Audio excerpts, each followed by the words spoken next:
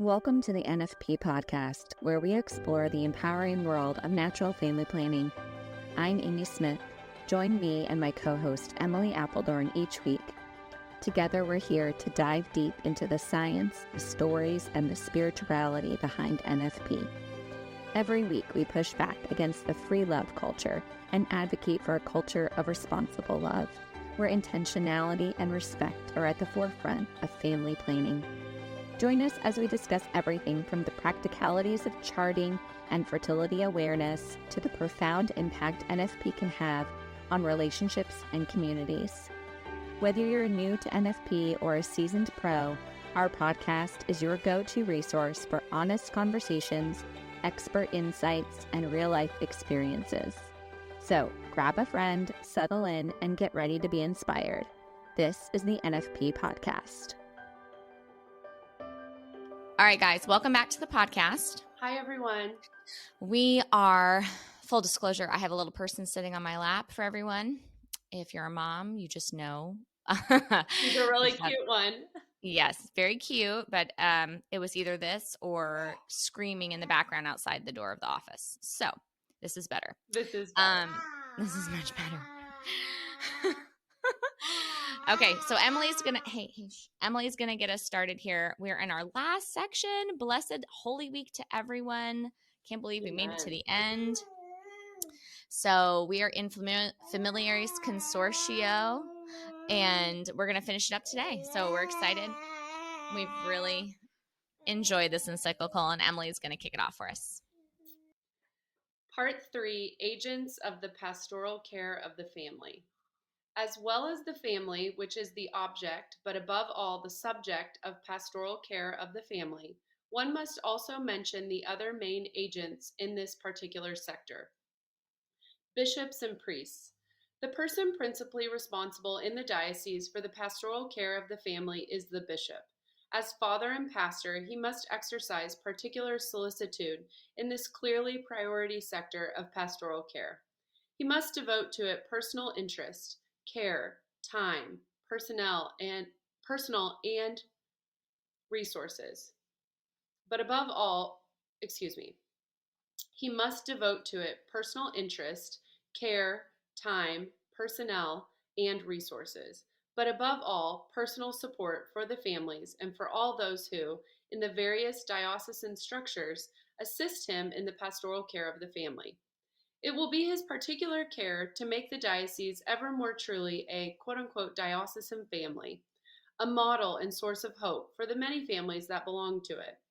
The setting up of the Pontifical Council for the family is to be seen in this light, to be a sign of the importance that I attribute to pastoral care for the family in the world, and at the same time to be an effective instrument for aiding and promoting it at every level. The bishops avail themselves especially of the priests, whose task, as the Synod expressly emphasized, constitutes an essential part of the Church's ministry regarding marriage and the family.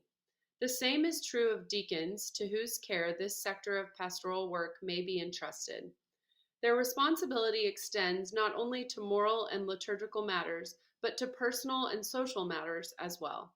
They must support the family in its difficulties and sufferings, caring for its members and helping them to see their lives in the light of the gospel. It is not superfluous to note that from this mission, if it is exercised with due discernment and with a truly apostolic spirit, the minister of the Church draws fresh encouragement and spiritual energy for his own vocation too, and for the exercise of his ministry. Priests and deacons, when they have received timely and serious preparation for this apostolate, must unceasingly act towards families as fathers, brothers, pastors, and teachers, assisting them with the means of grace and enlightening them with the light of truth. Their teaching and advice must therefore always be in full harmony with the authentic magisterium of the Church, in such a way as to help the people of God to gain a correct sense of the faith, to be subsequently applied to practical life. Such fidelity to the magisterium will also enable priests to make every effort to be united in their judgments, in order to avoid troubling the consciences of the faithful. In the church, the pastors and the laity share in the prophetic mission of Christ. The laity do so by witnessing to the faith by their words and by their Christian lives. The pastors do so by distinguishing in that witness what is the expression of genuine faith from what is less in harmony with the light of faith. The family, as a Christian community, does so through its special sharing and witness of faith. Thus, there begins a dialogue also between pastors and families. Theologians and experts in family matters can be of great help in this dialogue by explaining exactly the content of the church's magisterium and the content of the experience of family life. In this way, the teaching of the magisterium becomes better understood and the way is opened to its progressive development. But it is useful to recall that the proximate and obligatory norm in the teaching of the faith, also concerning family matters, belongs to the hierarchical magisterium. Clearly defined, relationships between theologians, experts in family matters, and the magisterium are of no little assistance for the correct understanding of the faith and for promoting within the boundaries of the faith legitimate pluralism. Men and women religious. The contribution that can be made to the apostolate of the family by men and women religious and consecrated persons in general finds its primary, fundamental, and original expression precisely in their consecration to God. By reason of this consecration, for all Christ's faithful religious recall that wonderful marriage made by God, which will be fully manifested in the future age, and in which the church has Christ for her only spouse. And they are witnesses to that universal charity which, through chastity, embraced for the kingdom of heaven, makes them ever more available to dedicate themselves generously to the service of God and to the works of the apostolate. Hence, the possibility for men and women religious and members of secular institutes and other institutes of perfection, either individually or in groups, to develop their service to families, with particular solicitude for children, especially if they are abandoned, unwanted, orphaned, poor, or handicapped. They can also visit families and look after the sick. They can foster relationships of respect and charity towards one parent, families that are in difficulties or are separated. They can offer their own work of teaching and counseling in the preparation of young people for marriage and in helping couples towards truly responsible parenthood. They can open their own houses for simple and cordial hospitality so that families can find there the sense of God's presence and gain a taste for prayer and recollection, and see the practical examples of lives lived in charity and fraternal joy as members of the larger family of God. I would like to add a most pressing exhortation to the heads of institutes of consecrated life to consider always, with substantial respect for the proper and original charism of each one, the apostolate of the family as one of the priority tasks, rendered even more urgent by the present state of the world. Lay specialists. Considerable help can be given to families by lay specialists. Doctors, lawyers, psychologists, social workers, consultants, etc., who either as individuals or as members of various associations and undertakings offer their contribution of enlightenment, advice, orientation, and support. To these people, one can well apply the exhortations that I had the occasion to address to the Confederation of Family Advisory Bureaus of Christian Inspiration. Yours is a commitment that well deserves the title of mission. So noble are the aims that it pursues, and so determining for the good of society and the Christian community itself are the results that derive from it. All that you succeed in doing to support the family is destined to have an effectiveness that goes beyond its own sphere and reaches other people too, and has an effect on society. The future of the world and of the church passes through the family. Recipients and agents of social communications. This very important category in modern life deserves a word of its own. It is well known that the means of social communication affect and often profoundly the minds of those who use them under the affective and intellectual aspect and also under the moral and religious aspect, especially in the case of young people. They can thus exercise a beneficial influence on the life and habits of the family and on the education of children, but at the same time, they also conceal snares and dangers that cannot be ignored. They could also become a vehicle, sometimes cleverly and systematically manipulated, as unfortunately happens in various countries of the world, for divisive ideologies and distorted ways of looking at life, the family, religion and morality, attitudes that lack respect for man's true dignity and destiny. This danger is all the more real inasmuch as the modern lifestyle, especially in the more industrialized nations, all too often causes families to abandon their responsibility to educate their children. Evasion of this duty is made easy for them by the presence of television and certain publications in the home, and in this way they keep their children's time and energies occupied. Hence, the duty to protect the young from the forms of aggression that they are subjected to by mass media, and to ensure that the use of the media in the family is carefully regulated.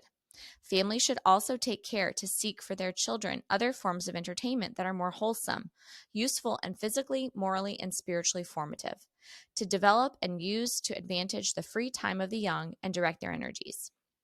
Furthermore, because the means of social communication, like the school and the environment, often have a notable influence on the formation of children, parents as recipients must actively ensure the moderate, critical, watchful, and prudent use of the media by discovering what effect they have on their children, and by controlling the use of the media in such a way as to train the conscience of their children to express calm and objective judgments, which will then guide them in the choice of or rejection of programs available.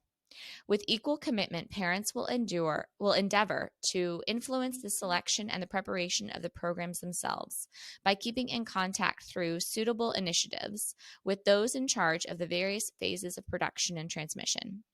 In this way, they will ensure that the fundamental human values that form part of the true good of society are not ignored or deliberately attacked. Rather, they will ensure the broadcasting of programs that present in the right light family problems and their proper solution. In this regard, my venerated predecessor, Paul VI, wrote, "Producers must know and respect the needs of the family, and this sometimes presupposes in them true courage and always a high sense of responsibility.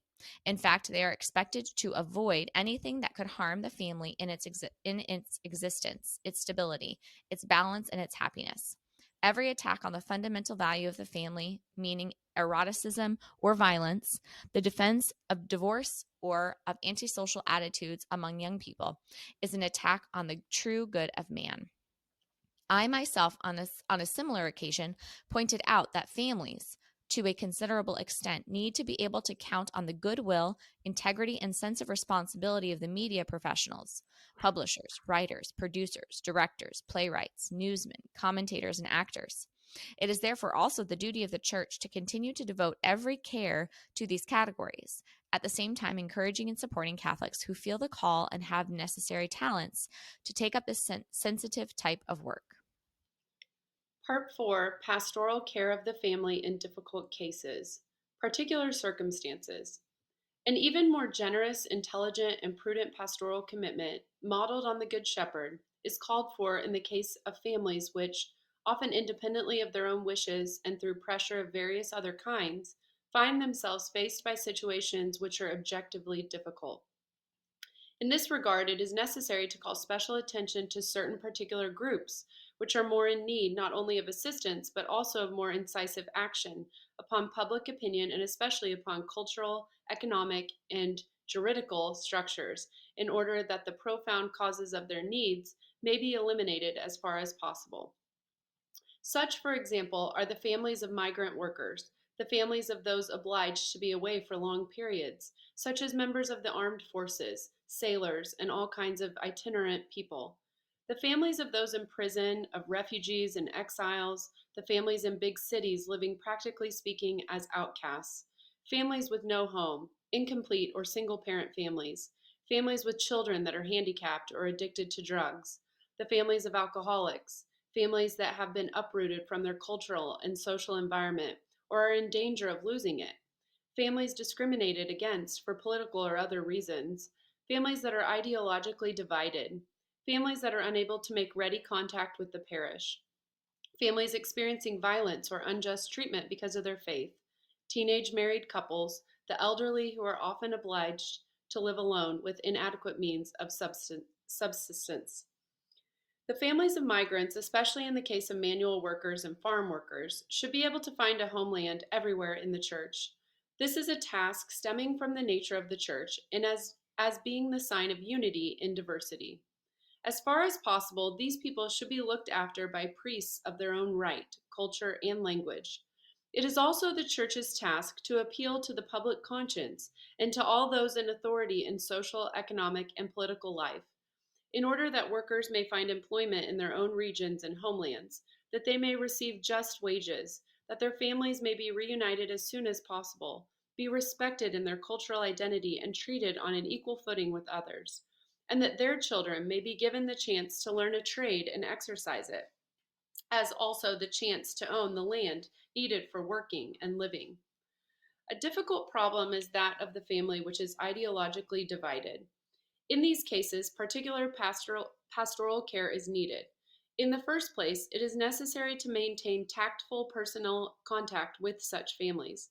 The believing members must be strengthened in their faith and supported in their Christian lives. Although the party faithful to Catholicism cannot give way, dialogue with the other party must always be kept alive. Love and respect must be freely shown in the firm hope that unity will be maintained. Much also depends on the relationship between parents and children. Moreover, ideologies which are alien to the faith can stimulate the believing members of the family to grow in faith and in the witness of love. Other difficult circumstances in which the family needs the help of the ecclesial community and its pastors are the children's adolescence, which can be disturbed, rebellious, and sometimes stormy; the children's marriage, which takes them away from their family; lack of understanding or lack of love on the part of those held most dear; abandonment by one of the spouses, or his or her death, which brings the painful experience of widowhood; or the death of a family member, which breaks up and deeply transforms the original family nucleus. Similarly, the church cannot ignore the time of old age, with all its positive and negative aspects. In old age, married love, which has been increasingly purified and ennobled by long and unbroken fidelity, can be deepened. There is the opportunity of offering to others in a new form the kindness and the wisdom gathered over the years, and what energies remain. But there is also the burden of loneliness, more often psychological and emotional rather than physical, which results from abandonment or neglect on the part of children and relations. There is also suffering caused by ill health, by the gradual loss of strength, by the humiliation of having to depend on others, by the sorrow of feeling that one is perhaps a burden to one's loved ones, and by the approach of the end of life. These are the circumstances in which, as the Synod Fathers suggested, it is easier to help people understand and live the lofty aspects of the spirituality of marriage and the family, aspects which take their inspiration from the value of Christ's cross and resurrection, the source of sanctification and profound happiness in daily life, in the light of the great eschatological realities of eternal life. In all these different situations, let prayer, the source of light and strength and the nourishment of Christian hope, never be neglected. Mixed marriages. The growing number of mixed marriages between Catholics and other baptized persons also calls for special pastoral attention in the light of the directives and norms contained in the most recent documents of the Holy See and in those drawn up by the Episcopal conferences in order to permit their practical application to the various situations. Couples living in a mixed marriage have special needs, which can be put under three main headings. In the first place, attention must be paid to the obligations that faith imposes on the Catholic party with regard to the free exercise of the faith and the consequent obligation to ensure, as far as it is possible, the baptism and upbringing of the children in the Catholic faith. There must be borne in mind the particular difficulties inherent in the relationships between husband and wife with regard to respect for religious freedom. This freedom could be violated either by undue pressure to make the partner change his or her beliefs, or by placing obstacles in the way of the free manifestation of these beliefs by religious practice. With regard to the liturgical and canonical form of marriage, ordinaries can make the wide use of their faculties to meet various necessities. In dealing with these special needs, the following points should be kept in mind. In the appropriate preparation for this type of marriage, every reasonable effort must be made to ensure a proper understanding of Catholic teaching on the qualities and obligations of marriage, and also to ensure that the pressures and obstacles mentioned above will not occur. It is the greatest importance that, through the support of the community, the Catholic party should be strengthened in faith and positively helped it to mature in understanding and practicing that faith, so as to become a credible witness within the family through his or her own life and through the quality of love shown to the other spouse and the children. Marriages between Catholics and other baptized persons have their own particular nature, but they contain numerous elements that could well be made use of and developed, both for their intrinsic value and for the contribution that they can make to the ecumenical movement. This is particularly true when both parties are faithful to their religious duties. Their common baptism and the dynamism of grace provide the spouses in their marriages with the basis and motivation for expressing their unity in the sphere of moral and spiritual values. For this purpose, and also in order to highlight the ecumenical importance of mixed marriages, which are fully lived in the faith of two Christian spouses, an effort should be made to establish cordial cooperation between the Catholic and the non-Catholic ministers from the time that preparations begin for the marriage and the wedding ceremony, even though this does not always prove easy. With regard to the sharing of the non-Catholic party in Eucharistic communion, the norms issued by the Secretariat for Promoting Christian Unity should be followed. Today, in many parts of the world, marriages between Catholics and non-baptized persons are growing in numbers. In many such marriages, the non-baptized partner professes another religion, and his beliefs are to be treated with respect, in accordance with the principles set out in the Second Vatican Council's Declaration Nostra Aetate, I don't know Latin, on relations with non-Christian religions. But in many other such marriages, particularly in secularized societies, the non-baptized person professes no religion at all. In these marriages, there is a need for episcopal conferences and for individual bishops to ensure that there are proper pastoral safeguards for the faith of the Catholic partner and for the free exercise of his faith. Above all, in regard to his duty to do all in his power to ensure the Catholic baptism and education of the children of the marriage. Likewise, the Catholic must be assisted in every possible way to form within his family a genuine witness to the Catholic faith and to Catholic life. Pastoral action in certain irregular situations. In its solicitude to protect the family in all its dimensions, not only the religious one, the Synod of Bishops did not fail to take into careful consideration certain situations which are irregular in a religious sense and often in the civil sense too. Such situations, as a result of today's rapid cultural changes, are unfortunately becoming widespread also among Catholics, with no little damage to the very institution of the family and to society, of which the family constitutes the basic cell. Trial marriages. A first example of an irregular situation is provided by what are called trial marriages, which many people today would like to justify by attributing a certain value to them. But human reason leads one to see that they are unacceptable by showing the unconvincing nature of carrying out an experiment with human beings, whose dignity demands that they should be always and solely the term of a self-giving love without limitations of time or any other circumstance. The Church, for her part, cannot admit such a kind of union, for further and original reasons which derive from faith. For, in the first place, the gift of the body in the sexual relationship is a real symbol of the giving of the whole person. Such a giving, moreover, in the present state of things, cannot take place with full truth without the concourse of the love of charity given by Christ. In the second place, marriage between two baptized persons is a real symbol of the union of Christ in the Church, which is not a temporary or trial union, but one which is eternally faithful. Therefore, between two baptized persons, there can exist only an indissoluble marriage. Such a situation cannot usually be overcome unless the human person, from childhood, with the help of Christ's grace and without fear, has been trained to dominate concupiscence from the beginning and to establish relationships of genuine love with other people.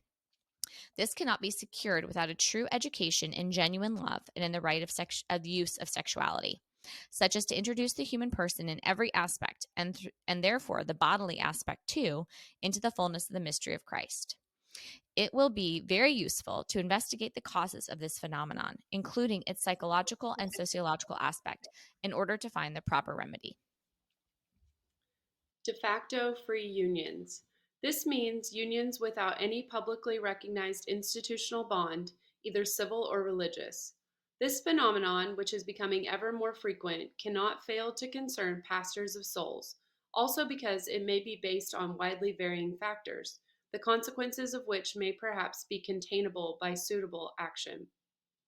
Some people consider themselves almost forced into a free union by difficult economic, cultural, or religious situations on the grounds that if they contracted a regular marriage, they would be exposed to some form of harm, would lose economic advantages, would be discriminated against, etc.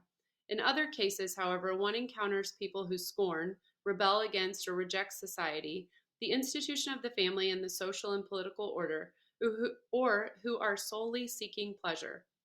Then there are those who are driven to such situations by extreme ignorance or poverty, sometimes by a conditioning due to situations of real injustice, or by a certain psychological immaturity that makes them uncertain or afraid to enter into a stable and definitive union.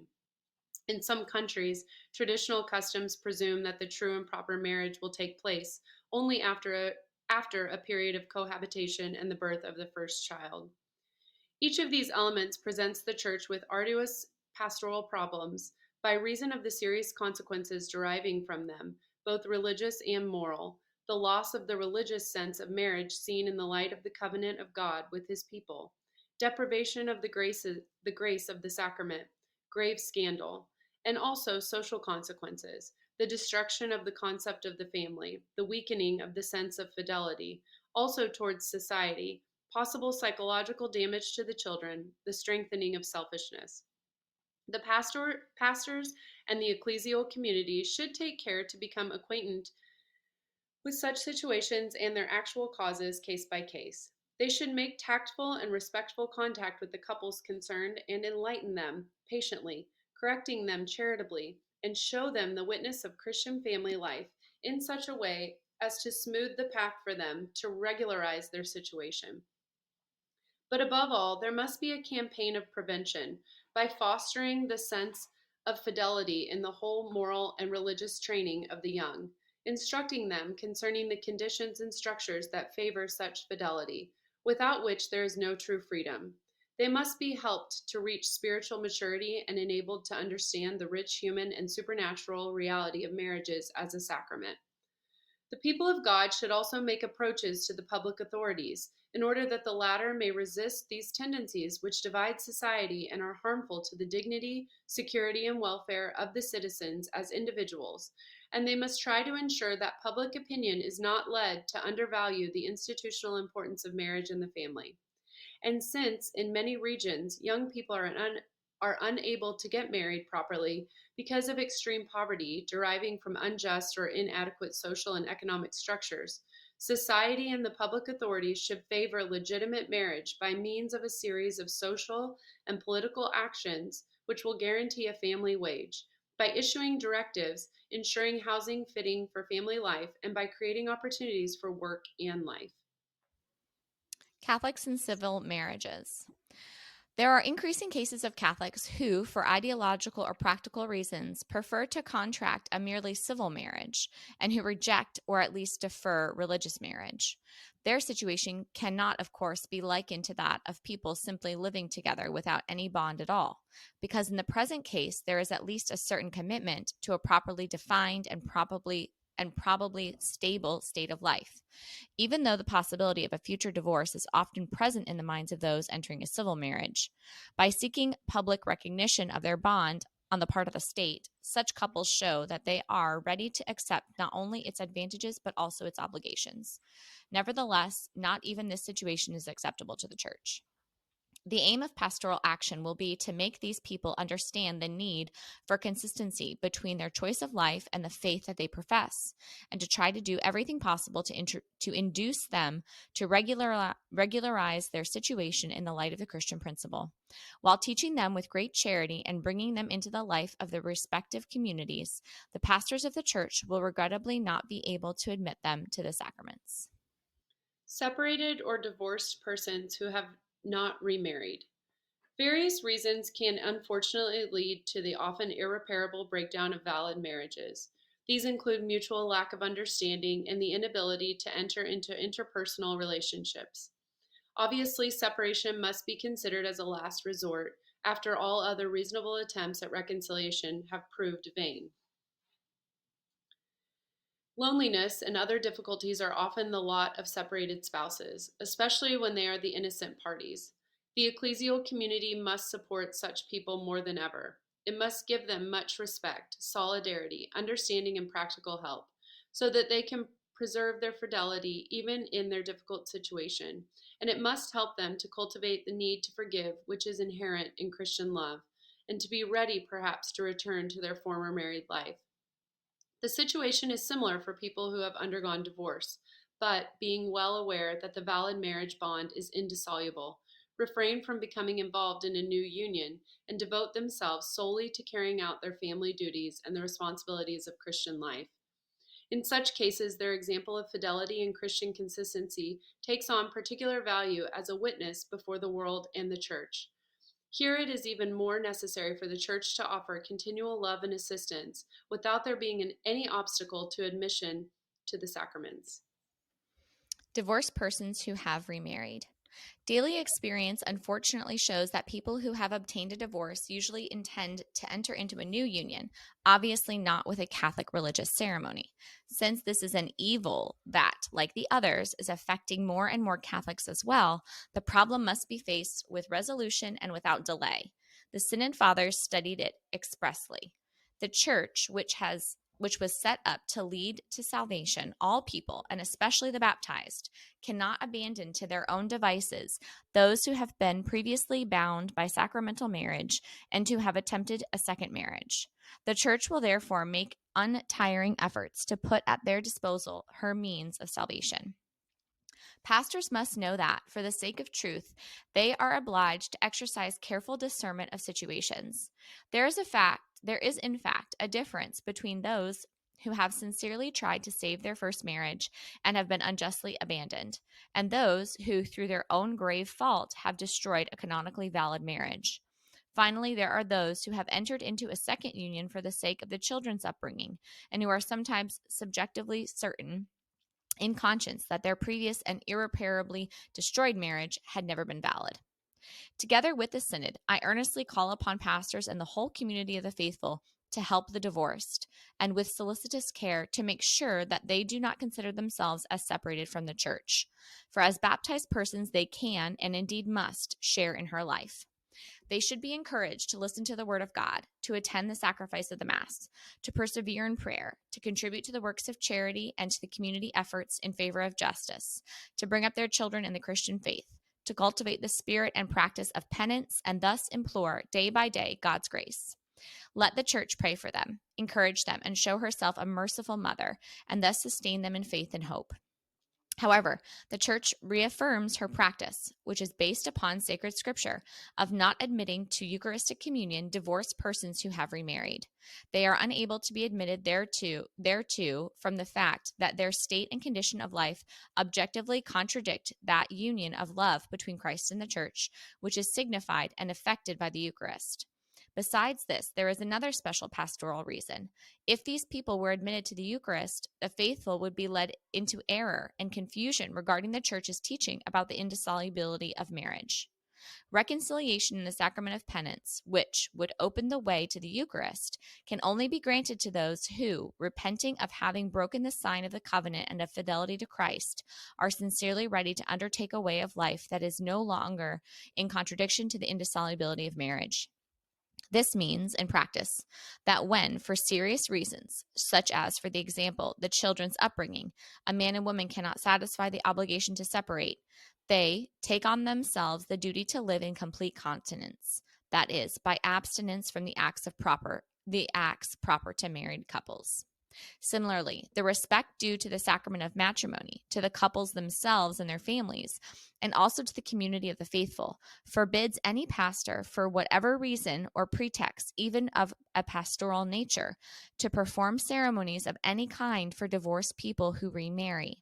Such ceremonies would give the impression of the celebration of a new sacramentally valid union or marriage, and would thus lead people into error concerning the indissolubility of a validly contracted marriage. By acting in this way, the church professes her own fidelity to Christ and to his truth. At the same time, she shows motherly concern for these children of hers, especially those who, through no fault of their own, have been abandoned by their legitimate partner. With firm confidence, she believes that those who have rejected the Lord's command and are still living in this state will be able to obtain from God the grace of conversion and salvation, provided that they have persevered in prayer, penance, and charity. Those without a family. I wish to add a further word for a category of people whom, as a result of the actual circumstances in which they are living, and this often not through their own deliberate wish, I consider particularly close to the heart of Christ and deserving of the affection and active solicitude of the church and of pastors. There exists in the world countless people who unfortunately cannot in any sense claim membership of what could be called in the proper sense a family. Large sections of humanity live in conditions of extreme poverty, in which promiscuity, lack of housing, the irregular nature and instability of relationships, and the extreme lack of education make it impossible in practice to speak of a true family. There are others who, for various reasons, have been left alone in the world, and yet for all of these people there exists a good news of the family. On behalf of those living in extreme poverty, I have already spoken of the urgent need to work courageously in order to find solutions, also at the political level, which will make it possible to help them and to overcome this inhuman condition of degradation. It is a task that faces the whole of society, but in a special way the authorities, by reason of their position and the responsibilities flowing therefrom, and also families, which must show great understanding and willingness to help. For those who have no natural family, the doors of the great family, which is the church which finds concrete expression in the diocesan and the parish family, in ecclesial basic communities, and in movements of the apostolate, must be opened even wider. No one is without a family in this world. The church is a home and family for everyone, especially those who labor and are heavy laden. Conclusion. At the end of this apostolic exhortation, my thoughts turn with earnest solicitude to you, married couples, to you, fathers and mothers of the families, to you, young men and women, the future and hope of the church and the world, destined to be the dynamic central nucleus of the family in the approaching third millennium. To you, venerable and dear brothers in the episcopate and in the priesthood, beloved sons and daughters in the religious life, souls consecrated to the Lord, who bear witness before married couples to the ultimate reality of the love of God. To you, upright men and women who, for any reason whatever, give thought to the fate of the family.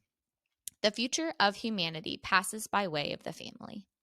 It is therefore indispensable and urgent that every person of goodwill should endeavor to save and foster the values and requirements of the family.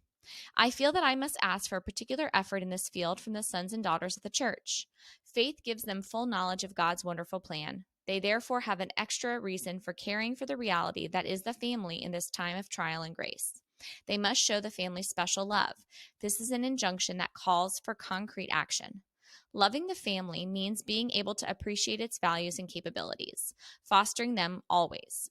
Loving the family means identifying the dangers and the evils that menace it in order to overcome them. Loving the family means endeavoring to create for it an environment favorable for its development. The modern Christian family is often tempted to be discouraged and is distressed at the growth of its difficulties. It is an eminent form of love to give it back its reasons for confidence in itself, in the riches that it possesses by nature and grace, and in the mission that God has entrusted it to it. Yes, indeed, the families of today must be called back to their original position. They must follow Christ. Christians also have the mission of proclaiming with joy and conviction the good news about the family, for the family absolutely needs to hear ever anew and to understand ever more deeply the authentic words that reveal its identity, its inner resources, and the importance of its mission in the city of God and in that of man. The church knows that the path by which the family can reach the heart of the deepest truth and about itself. The church has learned this path at the school of Christ and the school of history interpreted in the light of the Spirit. She does not impose it, but she feels an urgent need to propose it to everyone without fear and indeed with great confidence and hope, although she knows that the good news includes the subject of the cross. But it is through the cross that the family can attain the fullness of its being and the perfection of its love. Finally, I wish to call on all Christians to collaborate cordially and courageously with all people of goodwill who are serving the family in accordance with their responsibilities. The individuals and groups, movements, and associations in the church would devote themselves to the family's welfare, acting in the church's name and under their inspiration, often find themselves side by side with other individuals and institutions working for the same ideal. With faithfulness to the values of the gospel and of the human person, and with respect for lawful pluralism in initiatives that this collaboration can favor a more rapid and integral advancement of the family. And now, at the end of my pastoral message, which is intended to draw everyone's attention to the demanding yet fascinating roles of the Christian family, I wish to invoke the protection of the Holy Family of Nazareth. Through God's mysterious design, it was in that family that the Son of God spent long years of a hidden life. It is therefore the prototype and example for all Christian families. It was unique in the world. Its life was passed in anonymity and silence in the little town in Palestine. It underwent trials of poverty, persecution, and exile. It glorified God in an incomparably exalted and pure way. And it will not fail to help Christian families, indeed, all the families in the world, to be faithful to their day-to-day duties, to bear the cares and tribulations of life, to be open and generous to the needs of others, and to fulfill with joy the plan of God in their regard. Saint Joseph was a just man, a tireless worker, the upright guardian of those entrusted to his care. May he always guard, protect, and enlighten families. May the Virgin Mary, who is the mother of the church, also be the mother of the church of the home. Thanks to her motherly aid, may each Christian family really become a little church in which the mystery of the Church of Christ is mirrored and given new life. May she, the handmaid of the Lord, be an example of humble and generous acceptance of the will of God. May she, the sorrowful mother at the foot of the cross, comfort the sufferings and dry the tears of those in distress because of the difficulties of their families. May Christ the Lord, the universal King, the King of families, be present in every Christian home as he was at Cana, bestowing light, joy, serenity, and strength on the solemn day dedicated to his kingship. I beg of him that every family may generously make its own contribution to the coming of his kingdom in the world, a kingdom of truth and life, a kingdom of holiness and grace, a kingdom of justice, love, and peace, towards which history is journeying. I entrust each family to him, to Mary and to Joseph. To their hands and their hearts I offer this exhortation. May it be they who present it to you, venerable brothers and beloved sons and daughters, and may it be they who open their hearts to the light that the gospel sheds on every family. I assure you all of my constant prayers, and I cordially impart the apostolic blessing to each and every one of you, in the name of the Father, and of the Son, and of the Holy Spirit. Amen. Amen. And that's a wrap. We did the whole thing. Wow. That's so good. My goodness. So good. Do you have anything that you want to start with, Emily? I know we don't have very much time here, but. Right. No, I just am amazed at how he really did touch on, I can't think of one section of the family or of human society that he didn't touch on.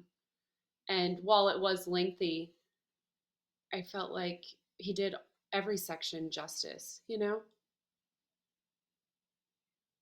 Yeah, I completely agree. Yeah, I thought he covered everything really well. I was going to say the two things that stood out to me was, or the first one was the part on the technology in the family. Oh, yes. And that parents are the guardians of screens. And I think even more so, come here, sweetie. I think it is, you're right. I think even more so that that call for parents to be examples and fostering how time is spent in the family and for their children, and how to be encouraging them to be exploring. I don't know. I just thought of free play, right? Just, yeah, be outside, let your kids play, and how much of a weight we have on our shoulders for, those who choose to just give internet in the pocket to children. It's wow. I mean, based on my reading of this, it doesn't sound like that's something that the church would support, is having you just hand your child a screen and walk away and not be Right. attentive to it. It sounds like a huge neglect of our responsibility as parents. Right. I was looking at the date. I know we've referenced this earlier. 1981. So, in November of 1981. So, we're approaching 44 years. And Right. how Right. applicable this Yes. is. Like, it's just, it Yeah. could have been written yesterday. It really, yeah, that really struck me as well. How we use, I mean, you and I have talked about this, the TV, giving up TV for Lent is harder for the parent than the kid, because I will speak Right. for myself. I use that often to, Yeah. if I need to make a phone call or Yeah. do something that I just need a little bit of a second to do. And Right. so, yeah, there's a huge responsibility to continue to really try to be on top of the inputs that they're exposed to, which is really, Yeah. And usually how we do screens, like they, in the evening, it's, like they have a time, like an hour to watch a show.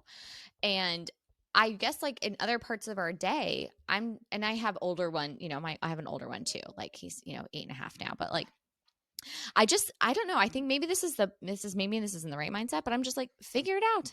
Play. You'll be fine. Like, I've got to get something done. And I think it's good for, for little people also to learn, like, mommy's on, like, that's one thing I'm still teaching, right? We're learning is like, I'm on the phone right now. You need to be quiet when someone's on the phone. Like, you don't come over and talk to me and nag on me. Like, when I'm off the phone, then I can talk to you. Like, you can go find something, unless there's an emergency, like you can just figure it out yourself. I So, totally agree. I try to set the stage before I ever get on the phone because it's right. almost like everything goes out the window when you get on the phone. I often think about, and maybe we've talked about this, but when we were growing up, the phone was attached to the wall. Yeah. And there were many a times where my mom would be on the phone, and that was not unusual.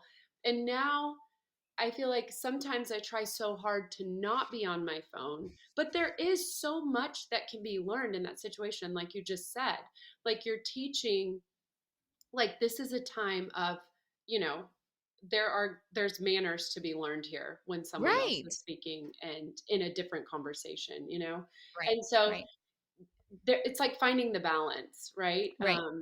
Yep. So anyway, yeah, no, I totally agree. I think it's important for them to see us needing to do something and Right. them definitely trying to figure things out for themselves, which is Right. great for them. So one of my things for Lent is to not be, I love to listen to podcasts. So I'm not doing that at home unless I'm like by myself and like no one's around, because I would just like have it in and be listening to stuff and like people would be around me. So I'm like, I'm not doing that, which is great. It's totally broken me of that habit. That's So now I'll just listen to amazing. it. I know, I'm really grateful. I'm really grateful because I want to persevere in this, because it's just so rude to do. Like, it's just so rude. If you think about it, like before this technology existed, like you would never do that. Like someone's in Right, the room, you attend to the person in front of you. right, So anyway, but even at the gym, like I'm not having earbuds in, and now, so I'm more observant, right, of like the environment. And even I was in the waiting room the other day for an appointment, and like everyone's on their phone, and I just thought, if none of us, I wasn't on my phone, so I was watching, and I just thought to myself, like, if none of us had a phone to look at, like we might be talking to each other right now. Like right, we would have like how much missed opportunity there is right now to connect with other people. right. And there was someone a lot of the people at the gym in the morning don't wear earbuds in the weight area. And one of the regular guys in there, I remember he said to me a couple of months ago, because I always had my earbuds in listening to something, and he was like trying to talk to me. So I would take it out to talk to him, and probably mildly irritated that I was being interrupted. And he said, he said something to me, and then he's like, you should take your earbuds out and join the conversation here. And I was like, wow, yeah, you're right, I should. Oh, So anyway, wow. and now it's been nice. I've gotten to know everyone, like their families, and how was your weekend? We have conversation. Anyway, it's just been so powerful, Emily. Like, Amy, that's super, beautiful. it's just, yeah, it's so powerful. And it's a good reminder that, yeah, I get it. They're tools and they're necessary in daily life now. But like, gosh, how quickly for me they can become like a distraction from the person around me, especially Easily. my kids. Yes, So easily. I totally yeah. agree. And like, oh, sorry, just not No, making yeah, space, not having space for conversation to just come up. Like, just, sure, nothing's happening at the moment, but if I zone out, then nothing can happen either. You know what I mean? exactly. Yes, I do. Yeah. I do.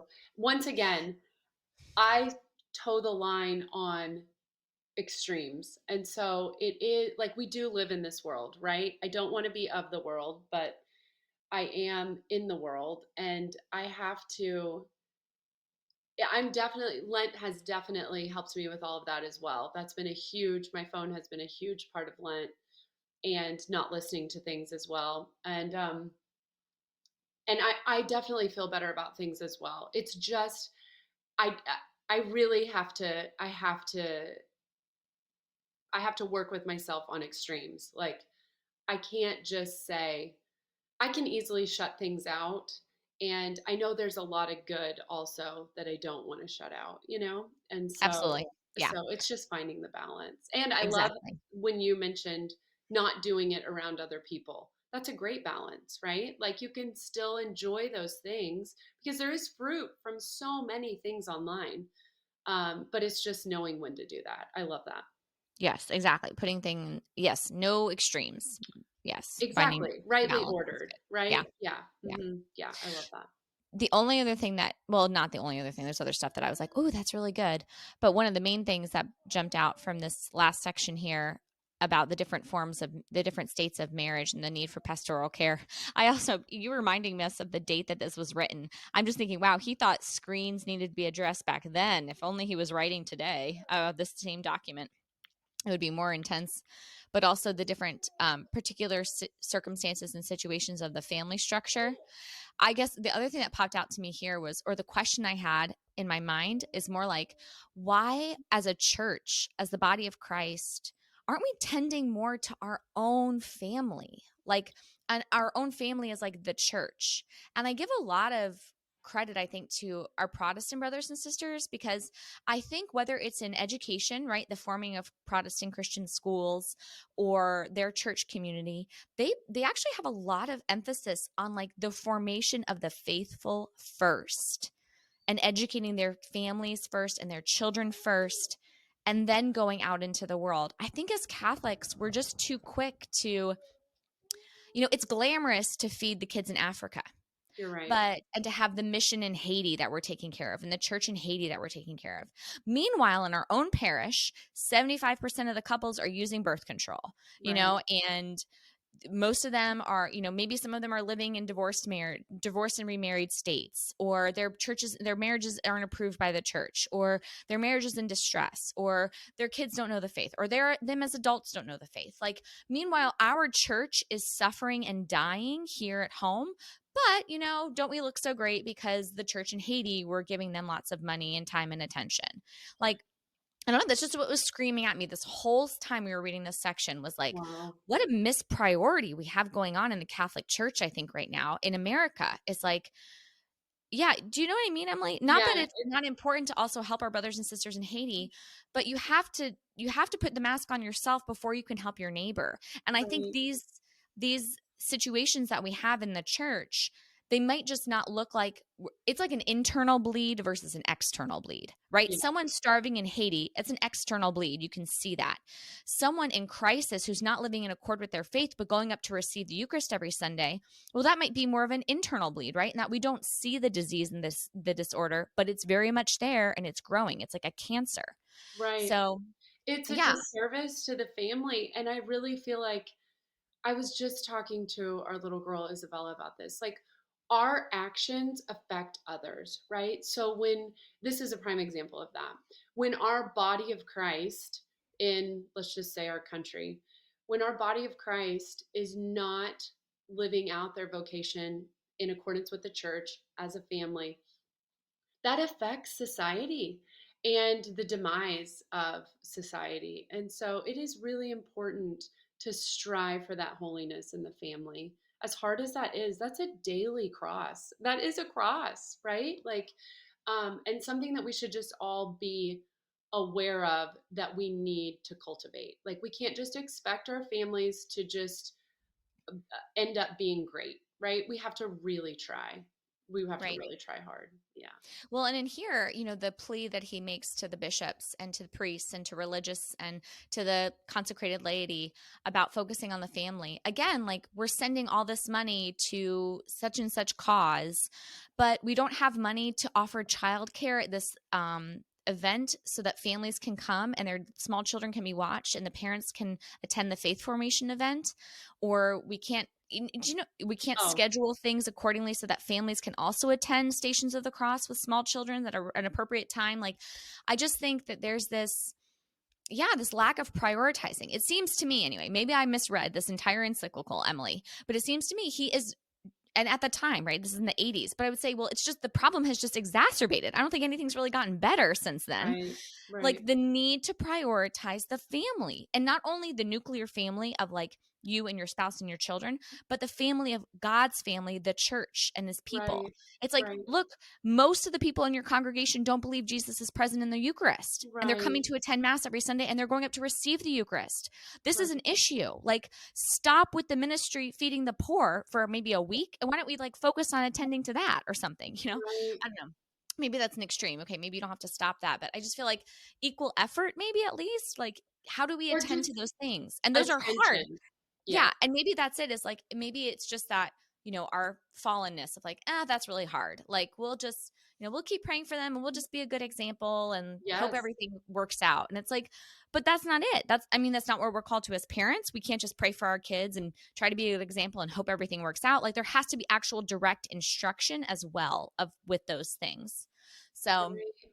I don't know. I just really got that from this of like, man, we are in crisis and like our priorities seem a little bit out of whack here, Well, and it's hard because the people in society that do have the courage to speak up, the clergy that do have the courage to speak up, like I'll say, Bishop Strickland, for example, unfortunately, they're not accepted within society and listened to and valued, rather. And so that makes it even harder, I think, because we do have shepherds that are trying and they're just being squashed, unfortunately. So we have to, yeah, those are all continued prayers, obviously, but it does make it hard. And so I will also say, though, based on some, someone that reached out to us recently, you know, perhaps the formation isn't there of the clergy of as to know what to say and what to do. And so there's an intimidation of perhaps putting people off or saying the wrong thing, I think, rather. And so that's really hard because that trickles out to the rest of the church if Right. we don't have strong leadership. And leadership isn't the right word, but strong formation. Right. And I think also having the support of the laity who, even if it's just a handful of laity at the parish that are like they want this, right? Like they want strong church life. They want strong family life. They see the marriage between the two, right? We see the marriage between the consecrated life and the familial life. Like, and so we want to strengthen this in our parish so that they have support there as well, because one person can't do all of it, like it has to come, obviously having that man at the pulpit to say like, this is a mission that I feel called to help, that I know that if I address this family unit, that you can change the world, right? If you change Right, families, you can change the world. right, And then to have families that say yes, and we want that and we'll help support you in that, even if it's just a handful of families to just get the ball rolling in that right. right direction. And I will say, So I would venture to say that you've seen thriving parishes. I know I have. right. I would Yeah. venture to say that the parish I'm in is really thriving, and we Yeah. have great shepherds, and I'm so grateful to God for that. And so there are these pockets, right? And that's I'm so grateful for that. Yeah, and to be fair though, too, Emily, or I guess to be fair, is it's not just the pastor at your parish or the priests, Correct. it's also the laity. They Correct. know their faith, they're Correct. teaching their faith to their children, they're prioritizing their faith. It's a So priority. That's it's true.